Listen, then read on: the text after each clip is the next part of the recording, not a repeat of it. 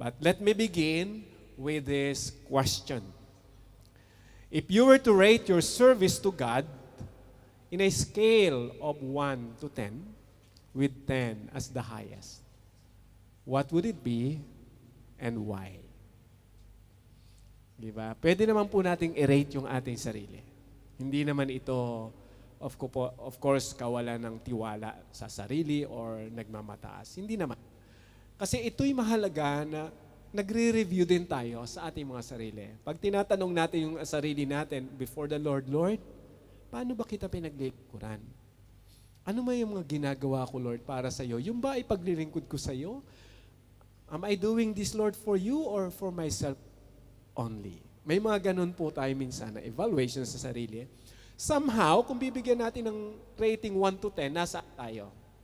It is between you and God. Kasi kahit tayo mahirap i-rate yung sarili natin. Halimbawa, sinabi natin, siguro Lord, mga 9.9 lang ako. Para ba? Of course, God knows kung talagang, wala naman pong, hindi naman tayo nagmalaki, nagmamatas. O siguro Lord, mga 1.9 pa lang. Ina-acknowledge ni Lord whatever rating na mayroon po tayo. So kaya ko lang ito tinanong is, alam niyo yan na somehow, medyo may spark sa mind natin. Oo nga, no? Paano ba ako naglilingkod sa Lord? Ano ba yung mga bayan ko ng paglilingkod? At bakit ko ito kinakailangan gawin? Mahalaga po yun, di ba?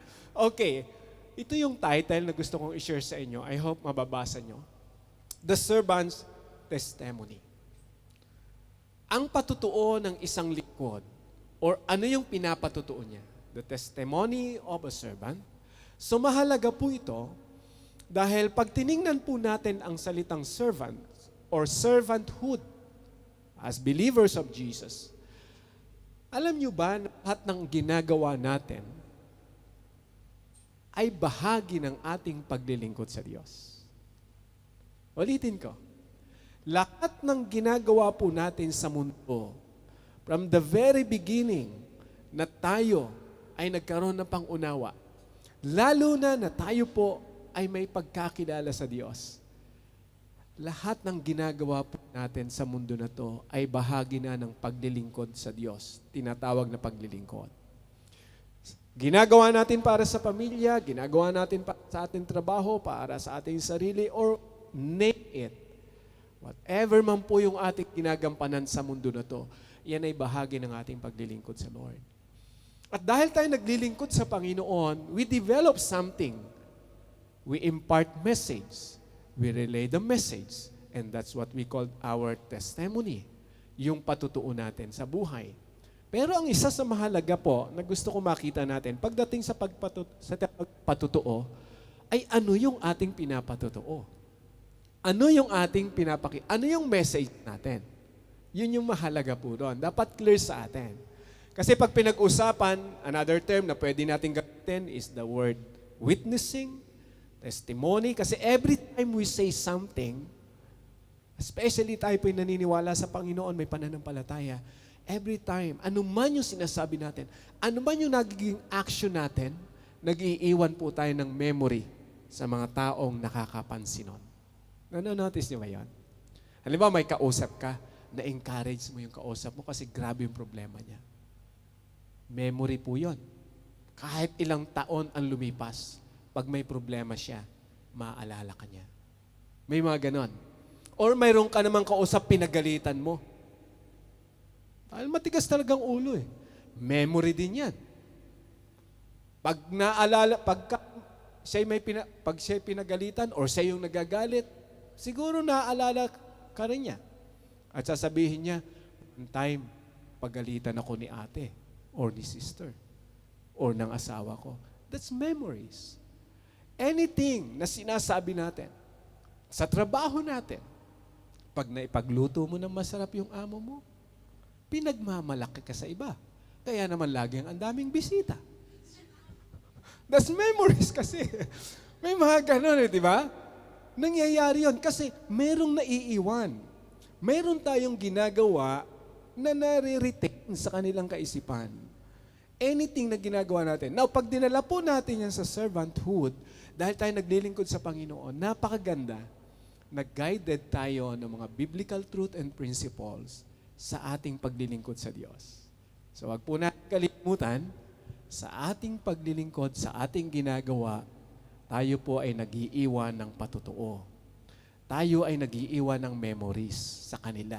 Sa mga anak nyo, kahit nung bata pa, pinagalitan nyo. Pag nagkwento yan sa mga kaibigan, nung bata pa ako, napagalitan ako ni Mami. Pero natuto ako. Memories yun eh. Ang point dito mga kapatid, sa ating pong ginagawa para sa Panginoon, gaano kahalaga itong tinatawag po natin na patutuo or the testimony as a servant of the Lord. Gusto kong gamitin yung text natin sa Acts chapter 1, verse 8. Dito iikot yung ating kwentuhan. Sabi ng Panginoon, "But you will receive power when the Holy Spirit comes on you, and you will be my witnesses in Jerusalem, in all Judea, in Samaria, and to the ends of the earth." So ito yung nais ng Panginoon na makita po natin. Ito mismo galing sa Panginoon. So marahil sa ilan, matagal na natin itong narinig. Matagal na tayo may idea, iba't iba na yung idea na meron dito. Pero gusto kong dalhin kayo sa idea ng servanthood or the servant's testimony regarding dito po sa nabanggit ng Panginoon, promise niya sa mga believers, hindi lamang during His time, but we believe, I believe personally, even in our time, yung sinabi ng Panginoon, "But you will receive power when the Holy Spirit," malinaw sa terminology ng Panginoon, it is the Holy Spirit who gives power. At anong sabi ng Panginoon? Once na na-receive yun ng believer, you will be my witnesses. That's the point. The word witnesses or witnessing in Christ is serving Christ. Pag tayo nagpapatotoo, pag tayo ay nagkikwento patungkol kay Kristo, that's part of our service to Him.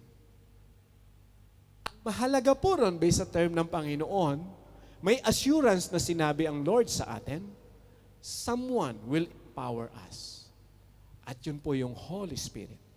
So nai-imagine ba natin mga kapatid, kung ang Holy Spirit ang siya nag-i-empower sa atin, sa paglilingkod natin sa Diyos, sa pagpapatutuo natin sa buhay natin, anything, message na gusto nating iwanan, kung hindi nawawala sa ating idea that we have the Holy Spirit who empowers us, ano kaya ang impact nito sa ating pong mga nakakausap? Of course, mayroon kang awareness. Magsasalita ka pa lang, "Oh, Lord, anong impact nitong sasabihin ko?" Mayroon kang mga action na gagawin, "Lord, anong impact nitong gagawin ko?" Why? Because the Holy Spirit will remind us. And I believe He's always there to remind us unless nakakalimutan natin to ask the Holy Spirit, to ask the Lord. Di ba? Kasi tayo bilang tao, normal yata makakalimutin tayo. Kahit po ako minsan nakakalimutan. May mga bagay na makakalimutin talaga tayo. May nakakalimutan din ako. Lalo pa ngayon. Bakit, Pastor? Depende na yata sa level ng age, no? Minsan mayroon akong pupuntahan kahit sa bahay, may kukunin ako. Na ano nga yung kukunin ko? Kinakalang bumalik ako rin sa pinanggalingan ko para umalis. Ayun, maalala ko na. May mga lapses yung minsan yung mind natin. Awan ko kung ako lang siguro yung nakakaranas nun. So, yung iba rin siguro. Siguro, nanonotice ko, siguro depende sa age, no? Kasi hindi ko naman dati nararanasan yon. But of course, kung nararanasan po natin yan, we believe sa spirituality, may mga pagkakataon, posibleng may namimiss din tayo. But the beauty is we have the Holy Spirit who will remind us, Lord, ano nga ba yung buhay ko, Panginoon? Paano ba ako naglilingkod sa iyo? Ano ba yung Lord yung nasabi ko kanina? Okay ba yon? Lord, ano yung gagawin ko mamaya? Haharap ako rito, Panginoon. Ano yung gagawin ko? Ano yung maiiwanan ko sa kanila, Panginoon? Yung ganung bagay ay mahalaga. Kasi we leave something for them. Ibig sabihin, may tayong maiiwanan. At yun yung tinatapo natin na patutuo natin. yung, yung pag-witness natin, ano yung nare-retain sa kanila pag wala na minsan, hindi mo po yun maaalala. May mga bagay na, nasabi ko ba yun sa'yo? Siguro 3 to 5 years after nung kwentuhan nyo, sasabihin, ay, alam mo ate, ikaw yung nagpaalala sa akin ng alin? Yung ganito, ha? Hindi ko na alam yan. May mga bagay po ganon. At minsan nanonotice ko rin yun sa sarili ko. Na yung mga nakakausap ko before, lalo na sa mga counseling and prayer, may mga bagay hindi ko na maalala, pero naalala nung makausap ko. Alam mo, Brother John, alam mo, Pastor John, naalala ko yung preaching mo. Matagal na po yun. Ganon. May mga bagay po na makikita natin, that's part of our testimony. Why? Because of the Holy Spirit. Yun yung tandaan po natin. Hindi lahat ng bagay ay mayroon ka na agad before mo palang sabihin. Although may mga preparation tayo, pero pag pinagpe-pray po natin kung ano yung mga bagay na dapat nating gawin, we believe the Holy Spirit is there to remind us. At yun po yung katotohanan, yun yung bagay na makikita po natin. Una sa mga salita ng Panginoon, siguro, hindi lang po ako'y nakaranas yun. Maging kayo, pag po tayo, di ba, lumapit sa Panginoon na nalangin, siya yung nagpapaalala sa atin kung anong dapat nating gawin. Kaya po, kung titingnan natin sa mga matututunan natin, ito yung katotohanan na gusto kong tandaan nyo po. At least for the whole week. We are empowered to serve, to give God what He deserves. We are empowered to serve, to give God what He deserves. Very clear sa salita ng Panginoon, sa ating pong mababasa at matututunan, nabasa natin kanina yung verse 8 ng Acts chapter 1, they were empowered, the believers of Jesus, during the time sa book of Acts, na-empower sila ng Holy Spirit. So anong ibig sabihin ng empowering na yon? Ano ang manifestation? Ano nangyari sa buhay ng mga believers? Posible ba na maranasan din natin ngayon? Di ba yun yung mga katanungan natin? Every time we hear, every time we read the Bible, ang tanong po natin lagi sa sarili natin, Lord, ano ito sa akin? Pwede ko ba itong maranasan? Paano ko ito maipabuhay? Kasi that's the power of God's Word in our lives. Pag nagtanong na tayo sa Panginoon, Lord, bakit niyo po ito pinapaalala sa akin? At doon ang Panginoon nangungusap sa bawat isa sa atin. That's why I believe, nung ang Panginoong Jesus ay nangako sa mga disciple niya during the time, that promise is the same until now because of the Holy Spirit. So kung paano na na-empowered yung mga apostles during their time, na to the point yung kanilang paglilingkod po sa Panginoon, hanggang kamatayan, hindi sila tumalikod sa kanilang pananampalataya sa Lord. Why? Because it is clear to them how the Lord works in their lives. Malinaw eh. Malinaw yung salita ng Panginoon, malinaw yung pangako sa kanila ni Lord, yung paglilingkod nila sa Panginoon, malinaw po. Yung patutuo. Yung bagay na ginagawa nila for the Lord, malinaw sa kanila yun. At maganda po na sa buhay natin, maging clear din po ito sa atin. Kasi malinaw sa salita ng Panginoon, even last week sa ating mga natutunan, mula sa mga salita ng Panginoon, na napakahalaga sa Lord ng kaluluwa ng bawat isa. Higit na mahalaga ang kaluluwa ng bawat isa sa mundo na nilikha niya. Naalala niyo ba yung text na na-share ko before? Anong saysay kung makamtan man ng tao ang buong mundo kung ang kanya namang kaluluwa ay mapapahamak? Ibig sabihin ng Panginoon, mas mahalaga sa kanya ang kaluluwa ng isang tao kaysa sa mundo na nilikha niya. Can we imagine that?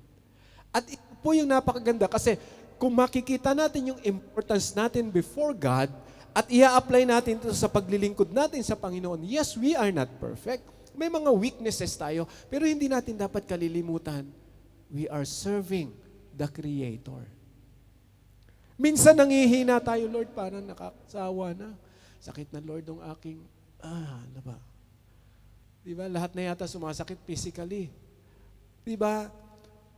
Emotionally, minsan nahihirapan tayo, Lord, parang ayaw ko muna pumunta Church, ang kagandahan sa Lord, naintindihan niya lahat no?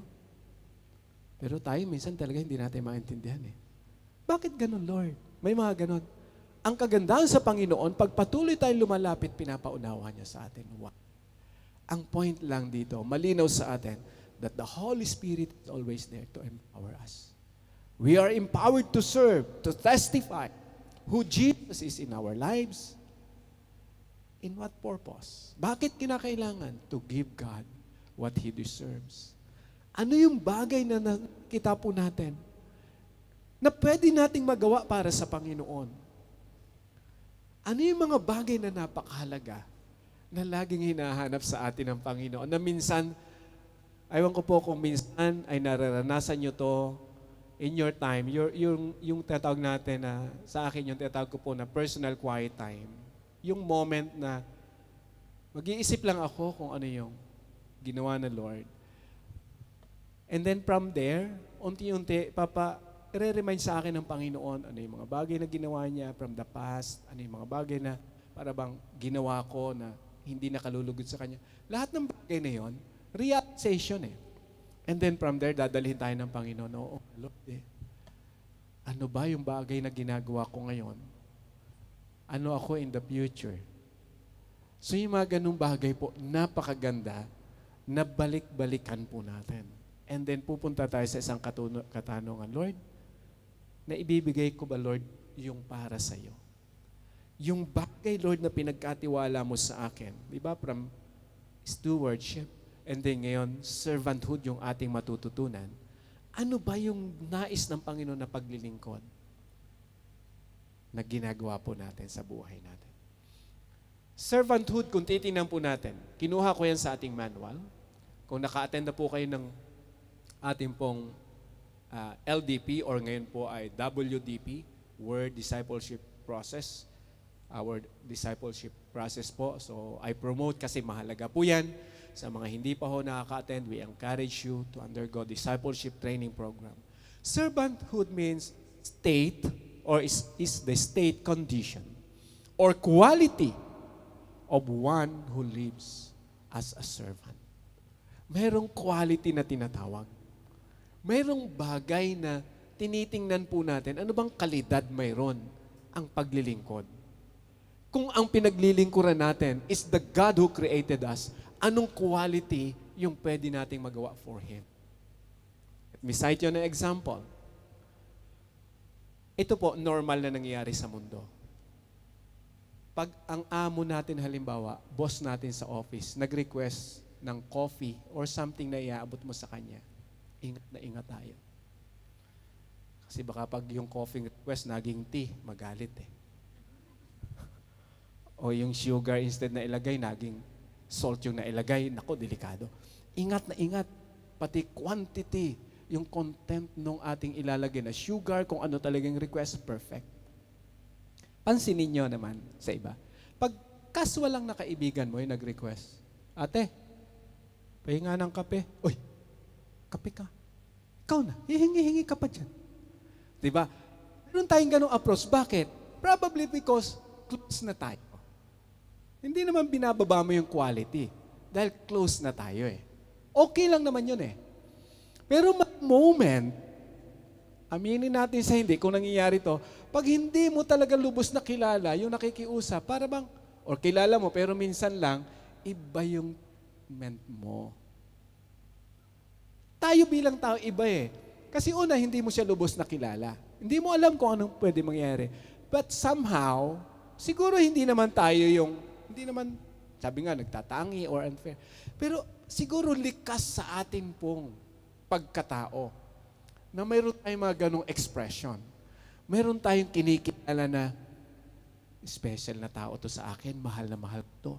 Gagawin ko lahat para sa kanya. Ito, mahal ko rin, pero hindi kagaya ng pagmamahal ko rito. May mga tayo Iba-iba yung ating level. Ngayon, pagdating sa Lord, yun yung gusto po na makita natin. Di ba? Siyempre, walang kapantay ang Panginoon. Lord, maglilingkod ako sa'yo dahil mahal na mahal kita. So, yun yung kagandahan nun. At tinitingnan natin, pag i-rate natin yung sarili natin, totoo ba yung sinabi ko na mahal ko ang Panginoon, kaya ko siya pinaglilingkuran? Parang mas, yung oras ko nakukuha ng mga bagay na hindi naman dapat pag-aksayahan kaya sa oras ko sa Diyos. That's part ng evaluation. Wala po akong, ba't ito sa langit? Kung tamaan, wag magalit. Kung oras natin sa panonood ng mga teleserye, napupuyat ka hanggang madaling araw. Pero yung prayer meeting, 3 minutes pa lang, Lord, we come. Medyo antok na ang dating. Bakit kaya? Nanonotice niyo ba yon? O ako lang nakaka-notice sa sarili ko. Bakit pagdating sa bagay na spirituality or for the Lord, parang ang bilis ko mapagod? I need to guard myself. Kasi kung hindi ako magiging aware on, paano ko i-rate yung sarili ko before God? So, kinakailangan kong disiplinahin yung sarili ko. Kagaya nga ng minsan, nasasabi ko na sa preaching ko, dati talagang pag ako nanood ng news, matagal. Halos lahat ng news na palitaan. Wala man akong kinalaman sa nangyari. Pero gusto kong makinig ng mga news, yung mga true to life story, lalo mga true to life story, yung mga agad. Kasi ang point ko lang, ano yung matututunan ko rito? But somehow, kung hindi ako aware, pwede maubos yung oras ko doon. Nasa simula okay, pero parang yung aking pong feeling na, sarap manood O minsan yung quiet time ko, nawawala na ako sa quiet time. Instead na mag-aaral, news na yung aking napapanood lagi. Nung ma-realize ko yun, oo nga Lord, no? So one time, naalala ko lang din, minsan naka-attend ako ng seminar sa Singapore, matagal na to. Isa sa teacher doon, sabi niya, minsan sa umaga, pagbukas natin ng TV, news agad. Sabi niya, mas maganda siguro sa umaga, good news muna. Ano yun? The Word of God. Kasi minsan pag TV, baka bad news. Ayun, the whole day mo, bad na rin. So may mga bagay, may mga truth behind that and principle which is true. Ang point lang natin naman po dito is, una-una, how we rate ourselves as a servant of God. Servant in a sense, yung ginagawa natin for the Lord. Hindi lang po yung sa church. Huwag nating isipin na ang servanthood ay pag-committed lang tayo sa church. No. Part lang ang church ng napakalaking, kumbaga, the whole pie, portion lang po yung church. Mas mahaba pa nga yung oras natin sa family, sa trabaho natin So ano ang nagiging part ni Lord sa ating paglilingkod pag nasa trabaho tayo? For 6 days, kasama natin ang amo natin sa trabaho. For 2 to 4 hours, magkakasama tayo sa church. For the whole week, halos 2 to 4 hours lang tayo nagkakasama. We express our service to God through this community. But the rest of the day, iba yung kasama natin. Now, where is God in that condition? Habang tayo, sinasabi natin, naglilingkod tayo sa Panginoon, ano yung patutuon na nakikita sa atin? So, para makita po natin yung context ni Lord doon sa verse 8, pansinin natin yung background. Paano sila dumating doon? So, pag tinignan natin term ni Lord na, you will be my witnesses. So, again, our manual, maganda na makita po natin to sa ating discipleship. Witnessing is living a life that speaks of Jesus. It is living a spirit-led life. So malinaw ngayon, pag i-connect natin yung serving God and witness na sinasabi po natin na pag tayo naglingkod sa Panginoon, di ba, nagpapatuto tayo, nagiiwan tayo ng memories sa mga tao. It is about living a life that speaks of Jesus. Ang galing, no? So kung ito yung understanding natin sa ating buhay na paglilingkod, maganda, guarded po tayo nitong idea na to. Every time we speak something or do something, aware ka, Lord, ikaw ba yung mensahe ko? Or sarili ko lang? Or ano ba, Lord, yung ginagawa ko? Makamundo ba to? Napiplease ko ba ang world o ikaw?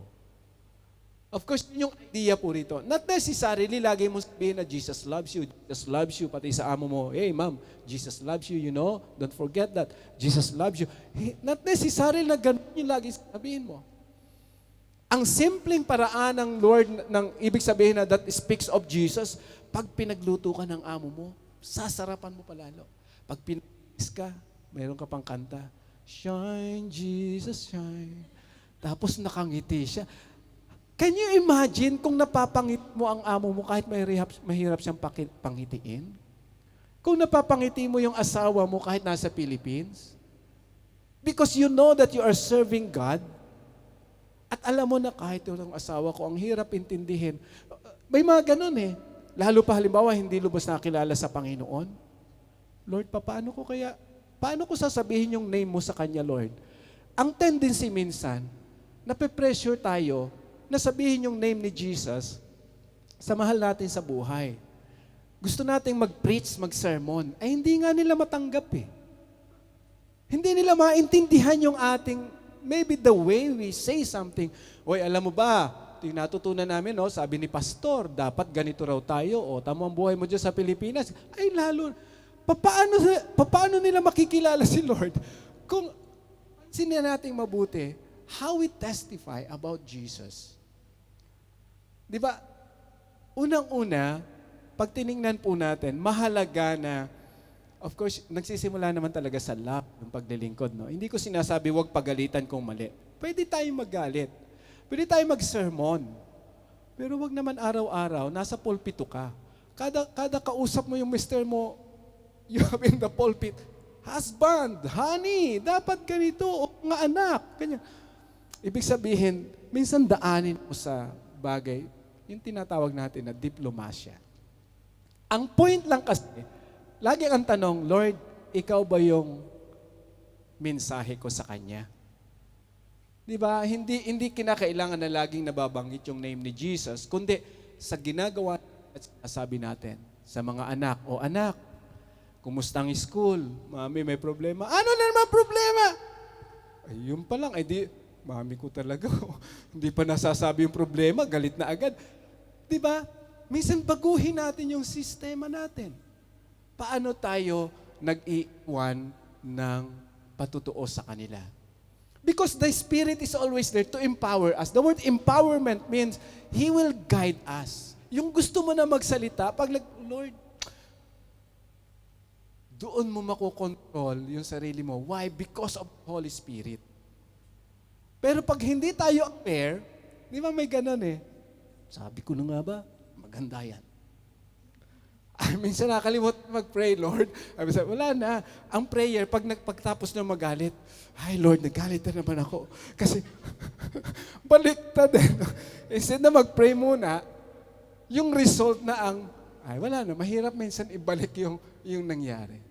So, kung titingnan natin mabuti, yung testimony natin, yung witnessing natin, mahalaga po yan.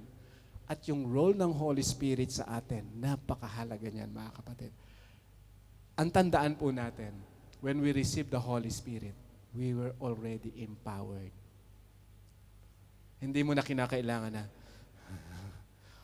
kinakailangan maramdaman ko Holy Spirit. Wala pa. Hindi mo kinakailangan maghanap ng kulog, kidlat o whatever na anong milagro ang mangyayari para masabi ko na mayroong empowerment ang Holy Spirit. Hindi mo kinakailangan lumakas ang boses. Na para bang pag mahina ang boses, walang power? No. Mas mahirap nga pag sobrang lakas ng boses na i-empower. Iba yung empowerment eh. Na-overpower yung Holy Spirit sa buhay natin eh. So may mga bagay po, yung pangako ng Panginoon, malinaw na eh. You have the Holy Spirit. For you to be empowered, mag-submit ka sa Holy Spirit. Anong sabi ni Paul sa Ephesians? Be filled with the Holy Spirit instead of wine. Yung idea doon ni Paul, di ba? Di ba kapag yung filled ka, halimbawa, for example, kung naranasan, ito, kwentuhan lang naman, normal naman yung kwentuhan. Kung naranasan yung lasing, ako kasi hindi ko pa naranasang nalasing. Pero, ewan ko, kung nalasing ako nung pagka-graduate ko ng high school na medyo, alam mo na, bago maghiwalay, pinagsama-sama yung gin, beer, coke. Ewan ko, ang term nila ron, suicidal. Sabi ko, ano ba naman mga kayo? Ay, siyempre, classmate, hindi maiwasan. No? Tagay ng konti.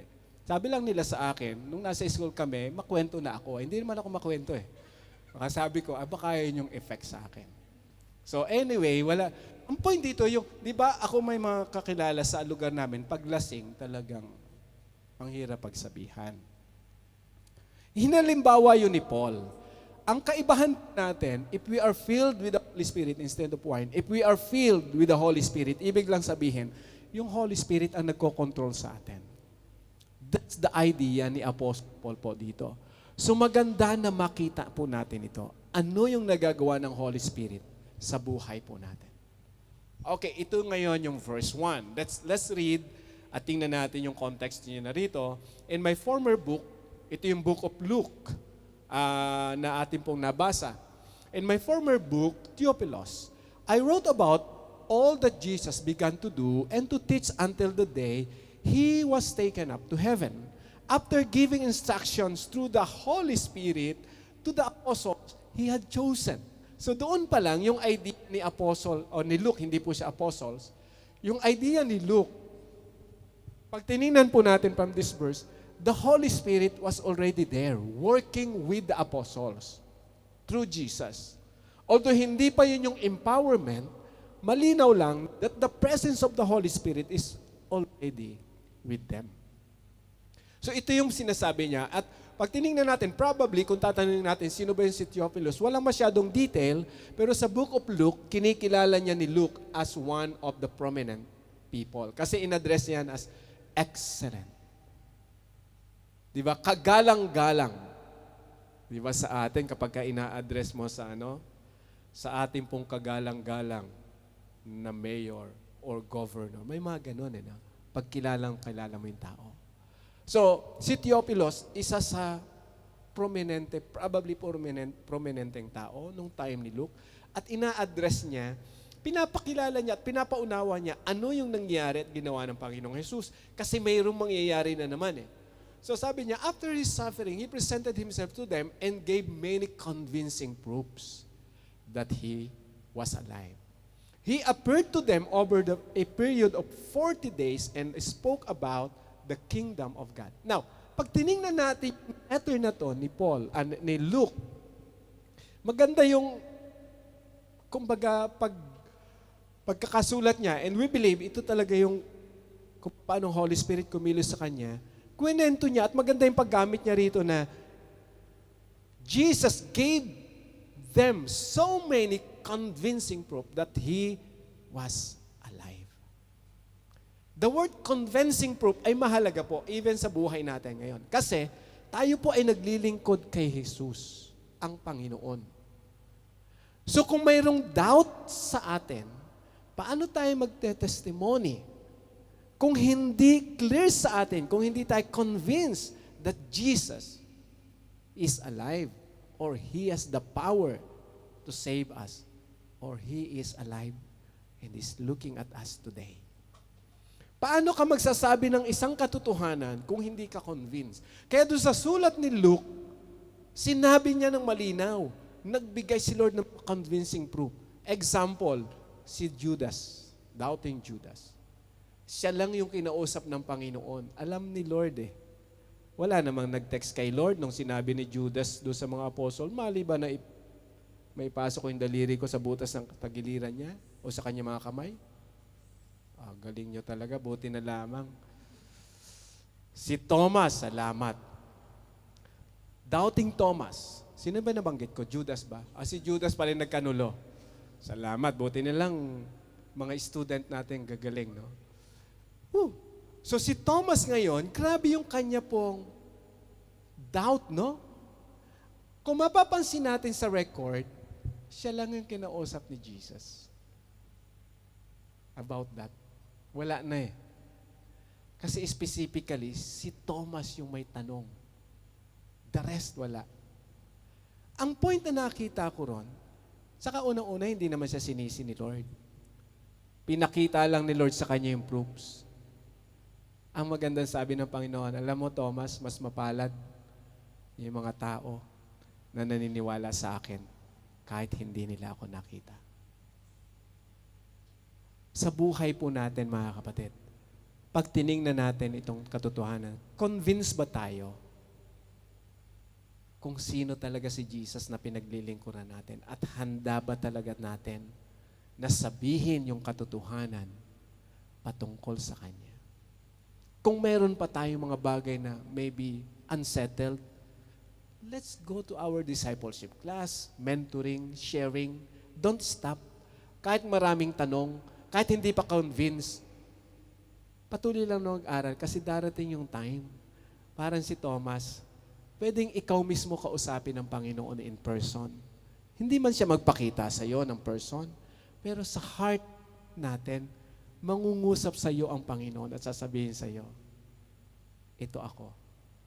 May mga pagkakataon po na gano'n. Isang bagay na maganda pa rito about the kingdom of God. So marami tayong mga preaching, nililinaw na natin yung the word kingdom of God, na ito po ay about God's rule. So from the very beginning, pansinin niyo po, from the very beginning, yung message ni Jesus is about the kingdom of God. After the resurrection for 40 days, ayon kay Luke, it's the same message about the kingdom of God. Ano ito sa atin? So meaning, if we will testify about Jesus, ang focus natin is about His rule over us. Yung Kanyang pangunguna sa atin. So ang mensahe po natin, kung paano tayo pangungunahan ng Diyos. Yun yung pinakang main idea ng Panginoon na ang paghahari ng Diyos, the kingdom of God is at hand. Ibig sabihin, naya na ang pangunguna, naya na ang paghahari ng Diyos. Ang kinakailangan lang natin mag-submit sa Kanyang paghahari. And the same message, mga kapatid. Pag po tayo ay halimbawa nagte-testimony, pag tayo nagpapatutuo, pag tayo mayroong mga sharing, lagi nating tatandaan na ang mensahe po natin kung papaano si Jesus maghahari sa buhay ng tao. So, kaya po ang ating lagi pinapaalala, magtiwala lang tayo sa Panginoong Jesus. Kasi yun naman talaga eh. Doon lang siya pwede maghari. Ipagkatiwala mo ang buhay mo sa Panginoon. Maganda yung sasabihin natin na pumunta ka sa church. Okay lang. Pero pag hindi si Lord muna yung nauna, di ba? Minsan mas maganda yung, halimbawa may problema or ano, alam mo magtiwala ka lang sa Lord, may magagawa siya. Minsan nasasabi natin, matin ka kasi ng church. Kaya kasi ang buhay mo ganyan eh. Di ba yung church, ay nung umatid ng church, ay iba yung narinig na sermon. Lalong na down ngayon. Ano ba yan? Ay di, yung pag-attend niya ng church, instead na ma-encourage, na-discourage. So kaya kung ang unang-unang mensahe, alam mo may magagawa si Lord sa buhay natin. Baka siya na mag-volunteer. Oo nga, saan ka ba pumupunta at bakit ibang-iba ang salita mo ngayon? So simula na yan. Best, kapi-kapi tayo. Kikwento ko sa iyo yung detail. From there, unti-unti mo ngayon na nai-introduce yung kingdom of God, yung rule ni God sa buhay. Kasi yung testimony kasi natin, yung totoo natin, ang tanong kasi, paano kanya pinagharian? Na-notice ba natin? Kaya pagka tayo ngayon, ay nagte-testimony or may nagtatanong, ito yung ginawa ng Diyos sa aking buhay. So doon tayo ng Panginoon dinadala. The kingdom of God.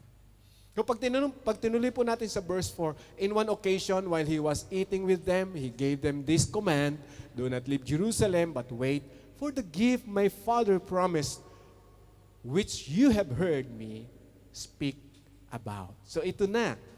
So, gusto na ni Luke na maintindihan, kinikwento niya kay Theophilus, na maintindihan ng kanyang kausap. At sa panahon natin ngayon, na yung pangako na yon ng Diyos sa kanila, yung gift na yon ay walang iba, kundi yung Holy Spirit. Na siyang kanilang tatanggapin.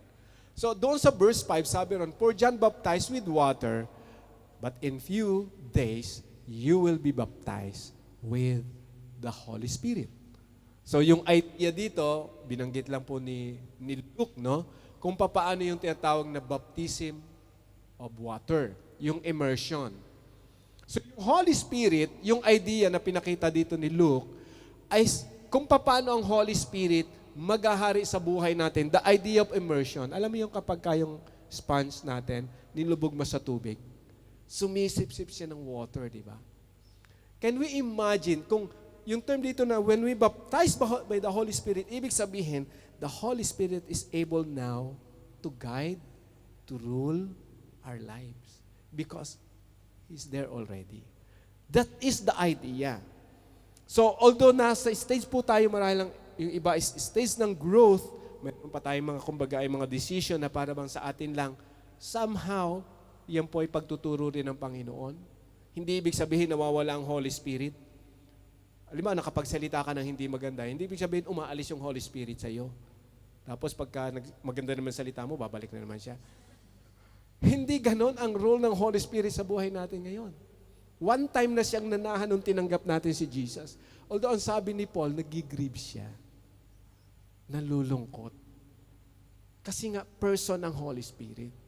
Ang kagandahan nun, may idea tayo na kailangan natin para po tayo ay makapamuhay ayon sa kalooban ng Panginoon, guided by the Holy Spirit sa ating paglilingkod.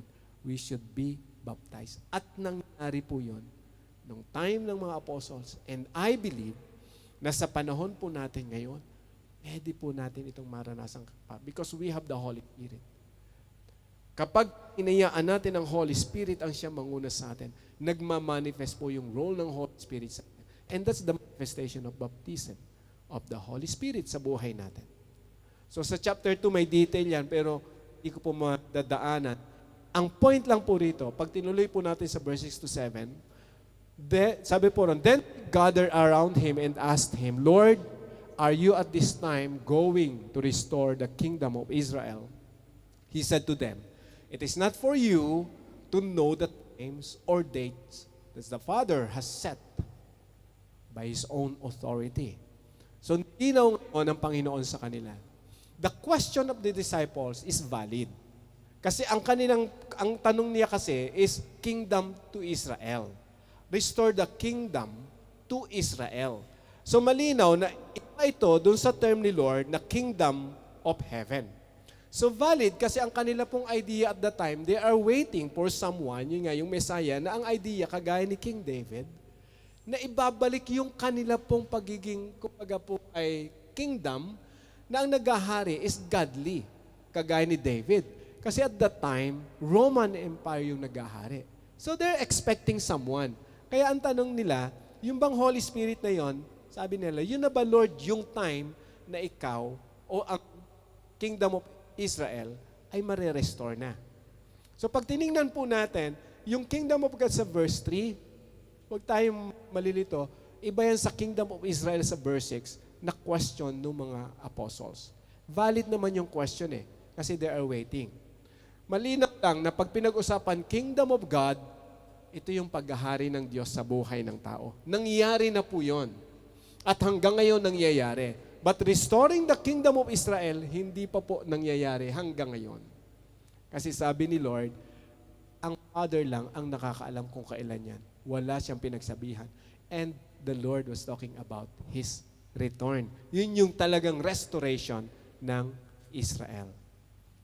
So, at hanggang ngayon tayo po, pwede rin tayo magtanong, Lord, kailan mo ba i-restore? Kasi pag ni-restore ni Lord ang kingdom o Israel, ibig sabihin, that's the time na pabalik na siya.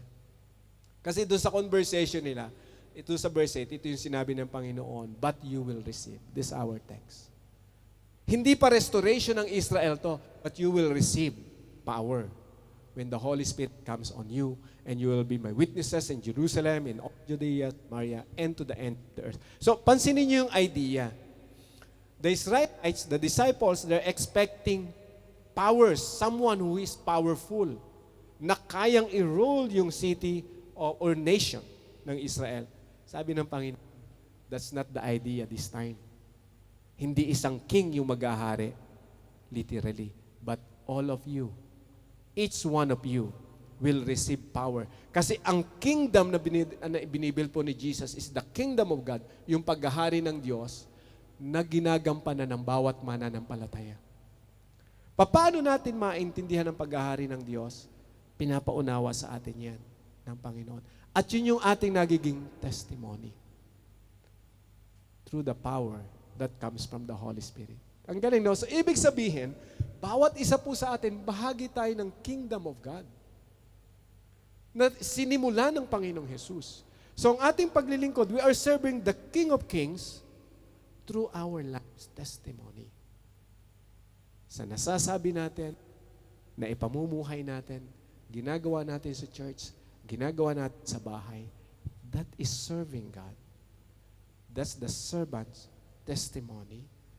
So pag tinignan po natin yung point ni Ron, nagsisimula sa Jerusalem. You will be my witnesses or you will testify about me, starting from Jerusalem to Judea, Samaria, and to the ends of the earth. Anong ibig sabihin niya sa panahon natin po ngayon? So pag tinignan natin, of course hindi naman tayo mga Israelites, pero probably yung Jerusalem natin is our family. Saan unang-unang magmamanifest ang kingdom of God na natutunan natin sa buhay natin? Sa pamilya eh. Sila yung makaka-notice. Sila yung, kumbaga po, unang-una na, kumbaga, makakaalam kung anong ginagawa ng Diyos sa atin. Sa paanong paraan, pwede nating sabihin sa kanila. Pwede nating ipaalam yung pagmamahal ng Lord sa buhay natin na naranasan natin at sa buhay din po nila. So from our family, kung hindi man naniwala sa ngayon pa, pero patuloy natin pinagpipray, Judea is yung pong karatig na lugar, and then Samaria yung medyo malayo-layo, at sabi na ng Panginoon, to the ends of the earth. Ibig sabihin, lahat ng mananampalataya sa Panginoon, nagsisimula yung patutuo sa pamilya palabas. At yun yung principle ni God. So sabi ng Panginoon, kung hindi man maniniwala, kasi nga mismo si Jesus hindi pinaniwalaan sa kanyang sariling bayan. Sinabi rin ng Panginoon, walang propeta na pinaniwalaan sa sarili niyang bayan. Ang context ni Lord doon, minsan kahit sabihin na natin yung totoo sa mga kakilala natin, hindi pa rin tayo pinapaniwalaan, pero wag tayong may stop. Kasi minsan, siyempre, yung analysis ng tao sa atin, yung previous life natin. Ay, ba't ka paniniwalaan? Ay, magkalaro lang tayo nung araw Ay, mas makulit ka sa akin. Tapos ngayon, pagsasabihan mo ako, minsan ganun pa yung naiwanan. Pero habang tumatagal, they will realize, oo nga, tama yung sinabi ng kaibigan mo. Ganun po, hanggang sa magamit, ngayon nasa Hong Kong tayo. Nagsimula marahil. Diba, nagginamit ka ng Panginoon sa pamilya mo, dinala ka niya na Hong Kong. Paano kung dalhin ka ni Lord sa Canada? Paano kung dalhin ka ni Lord sa ibang lugar? To the ends of the earth. Hanggat hindi bumabalik ang Panginoon, yung patutuo natin, hindi po tumitigil. Kahit saan tayo mapunta. Pastor, nagbago na yung employer ko. Tuloy-tuloy ang patutuo. Oo nga, Pastor, kasi mas mabait ngayon Dati hindi. May mga ganun So, tuloy-tuloy lang. Diba? Hindi dapat napuputol. We are empowered to serve, to give God what He deserves. So our role is to inform people about Jesus through our testimony, and the Holy Spirit's role is to transform them. Dapat clear po ito sa atin. Ang sasabihin lang natin, kung ano yung bagay, yung mensahe ni Lord, yung kingdom of God, kung paano si Lord naghahari. Alam niyo po ba, halimbawa may kausap tayo na ano mang problema natin, may magagawa ang Diyos. Kung napunta tayo sa salvation, alam niyo po ba na may pagliligtas ang Panginoon sa buhay natin? Doon nagsisimula ang paghahari ng Panginoon. Yung pagbabago ng tao, wag po tayong kailanman tumingin doon sa kanyang style. Halimbawa, nakukulit. Halimbawa, parang ilang beses mo nang pinagsabihan, Pastor, matigas talaga ang ulo. Hindi nagbabago. Kahit na anong sabihin ko, Pastor, pag-pray mo lang, kapatid. Ang Espiritu Santo ang siyang magbabago sa kanya, hindi ikaw. Baka kaya hindi siya nakikinig sa'yo, pag pinagsasabihan mo, nasasaktan. May mga ganun Instead na magbago, sa isip nila, dapat ikaw muna magbago, hindi ako Pwede yun. Na hindi natin minsan nakikita. Pero ipag-pray mo lang, alam mo, makulit talaga, no? Pinag-pray mo, ayaw pa rin, hayaan mo na si Lord. Pero wag mong iwanan. Wag mong tatalikdan. Ituring mo pa rin, kung mahal mo sa buhay, mas mahalin mo pa rin. Pero ipakita mo lang yung pagmamahal ng Lord sa pananalita at sa gawa. Mapapansin mo, probably yun yung pinakang key para ang Holy Spirit mangusap sa Kanya. Bakit ko sinasabi yun, mga kapatid? Kasi minsan po, wag tayo dapat, sabihin ko po to, wag dapat tayo yung maging hindrance sa buhay ng tao para kumilos ang Diyos sa kanya. So paano mangyayari yon? Dapat aware tayo, di ba? Na lagi nating isubmit sa Lord, Lord, yung bang sinasabi ko, yung bang buhay ko, yung ba yung dapat na ma-impart ko? Or kung may mali ako, Lord, tulungan niyo ako. From there, ang Holy Spirit na po ang kumikilos sa buhay natin. Minsan kahit hindi ka na nagsasalita, ipag-pray mo lang, darating yung time, yung tao, kinakausap kasi ng Diyos because of you. So, sabi ni Lord sa verse 9 to 10, gusto ko isama to, I pray to them, nung si Lord nagpray, I am not praying for the world, but for those you have given me, for they are yours. All I have is yours, and all you have is mine, and glory has come to me through them. So another verse, sabi niya, my prayer is not for them alone, doon sa mga disciples. I pray also for those who will believe in me through their message. Ang galing. That all of them may be one, Father, just as you are in me and I am in you, may they also be in us, so that the world may believe that you have sent me. Tingnan po natin yung heart ni Jesus. The time na nagpe-pray siya, kausap niya ang Father, pinag-pray niya yung mga apostles, kasama po lahat tayo na magtitiwala sa Kanya sa prayer niya. Ano yung prayer ni Lord? Na bawat isa, bawat po na mananampalataya, magkaisa, kagaya nila nag-iisa. United, ibig sabihin, sa pananampalataya po natin, yung mensahe natin ay iisa na ang Panginoong Hesus lang ang kailangan ng tao. Iisa yung ating mensahe sa mundo. Kahit kanino natin sabihin, only Jesus. Wala po tayong ibang mensahe. Si Lord lang. At doon natin makikita, kasi pati yung message niya, through their message, tayo yun Tayo yung nakarinig ng salita ng Panginoon through the apostles. At pansinin niyo po, fast forward. Yung sinasabi natin ngayon, yung naririnig niyo for example, na ma-share niyo sa mga anak niyo at loved ones natin. Mananampalataya sila sa Panginoon. Hanggang hindi bumabalik si Lord, yung kingdom niya mananatili because of us na tinawag niya. So napakaganda yung ating pong mindset na ang paglilingkod natin sa Lord, we are building the kingdom of Jesus in this world. At ano po yon? Yung rule ni Lord, ni Jesus, sa buhay ng bawat tao. Kaya ako po nasabi, the quality of our service to God is determined by our testimony. Pag isipan po nating mabuti yung buhay natin. Iba-iba tayo ng mga experiences. Alam niyo ang kagandahan sa Panginoon? Ang lagi niyang tinitingnan, yung puso natin. Diba?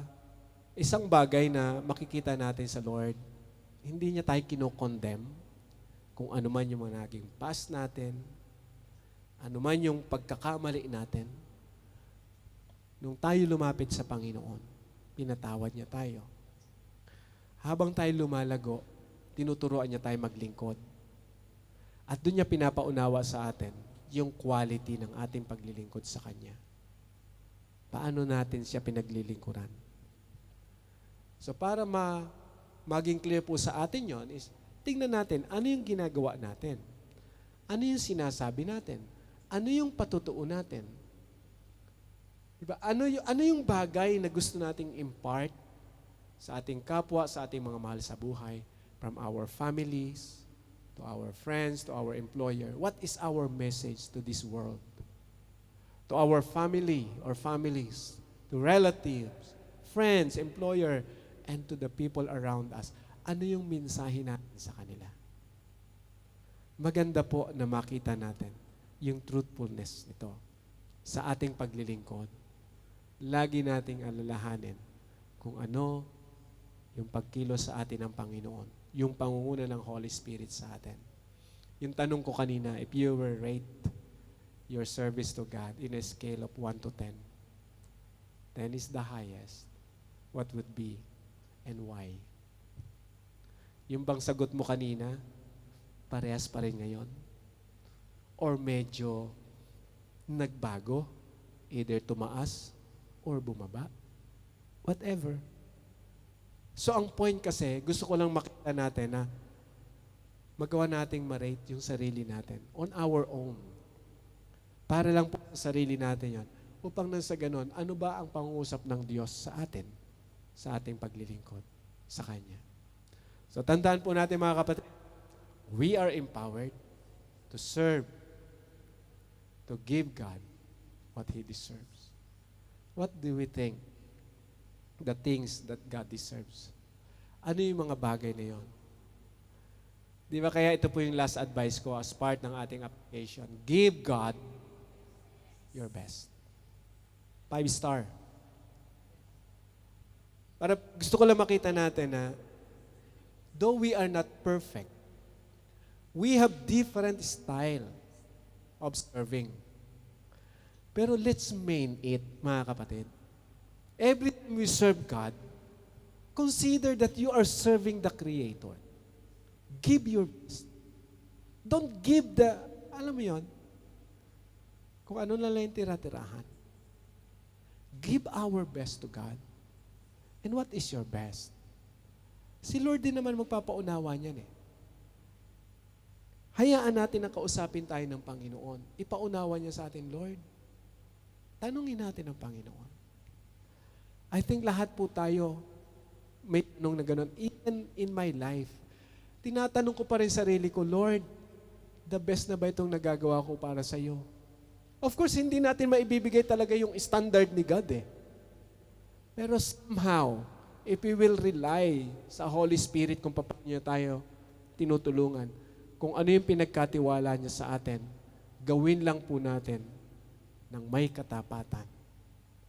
I think we can start giving to God what is best if we are faithful in our search to Him.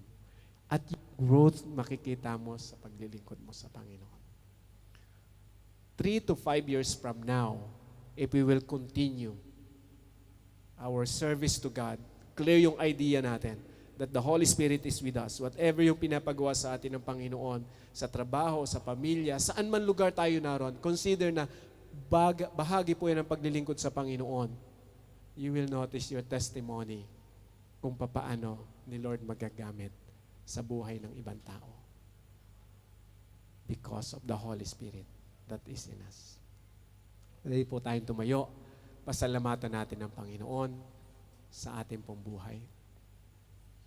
Marami pang pwede na magawa ang Diyos sa ating buhay, mga kapatid. Siguro ang challenge lang po sa atin is papaano natin lubos iintindihin yung paraan ng Panginoon sa ating paglilingkod. At kung ito ay malinaw na sa atin, patuloy po natin gawin para sa Kanya. Let's give our best to Him. Lord, salamat sa iyong kabutihan. Bagamat marami pong bagay na kung titingnan po namin sa aming mga sarili. Sa aming paglilingkod, alam namin, Lord, na hindi pa po marahil sapat talaga yung aming pwedeng magawa compare sa nagawa niyo sa amin. Kagaya nga, Panginoon, ang sinabi niyo, ibig ng mundo na to ay hindi kayang bayaran ng aming kaluluwa. Ano yung pwede namin magawa, Panginoon, para maging kalugod-lugod kami sa iyo? Isa lang, Panginoon, ang malinaw sa iyong mga salita. Ang kami ay magpasakop sa iyo. At maging malinaw sa amin, Lord, na ano man ang gagawin namin sa area ng paglilingkod, hindi lamang sa loob ng church, maging sa aming mga trabaho, sa aming mga relasyon, Panginoon, sa aming mga mahal sa buhay, na bahagi ng aming paglilingkod sa iyo. Bahagi po ng patutuo namin kung papaano ng Espiritu Santo kumikilos sa buhay namin. Panginoon, tulungan niyo po kami, O Diyos. At sa ganitong pagkakataon, kung kami po ay may pagkukulang na nagawa, Patawarin niyo kami, Panginoon. Tulungan, Lord, na ma-realize namin na ang aming paglilingkod sa iyo ay napakahalaga, Lord. Ang aming ginagawa sa mundo na to, kung papaano niyo sinimulan na ang iyong paghahari, Lord God, ay maintindihan ng bawat tao na ikaw lang ang pwede, Lord. Ikaw lang ang may magagawa upang ang tao ay magkaroon ng tunay na kapayapaan. Maliban na pagharian niyo kami. Panginoon, ito yung aming mensahe. Ang aming desire na pagharian niyo kami, Panginoon. Upang sa panahon na ginagamit niyo kami, Lord God, makita rin ng iba kung sino ka, kung ano ang mga katotohanan na nais niyo, Lord, para sa buhay namin at sa buhay ng bawat isa. Kaya, Panginoon, salamat po. Dahil kami, Panginoon, ay nabubuhay dahil lamang sa biyaya na binigay niyo sa amin. At dito kami, Panginoon, naasa. Kung ano lang, Panginoon, ang pinagkatiwala niyo at binigay, pagyayamanin namin ito, O Lord. Magagamit po namin habang kami naglilingkod sa iyo. Maraming salamat. Dalangin ko ang bawat isa sa kalakasan, patuloy na pag-iingat at gabay sa bawat kapatid, hindi lang sa mga narito ngayon, bagay iba na hindi namin kasama sa lugar na to. We thank you, Lord, and we honor you. And this is our prayer in Jesus' name. Amen and amen. God bless you po, mga kapatid.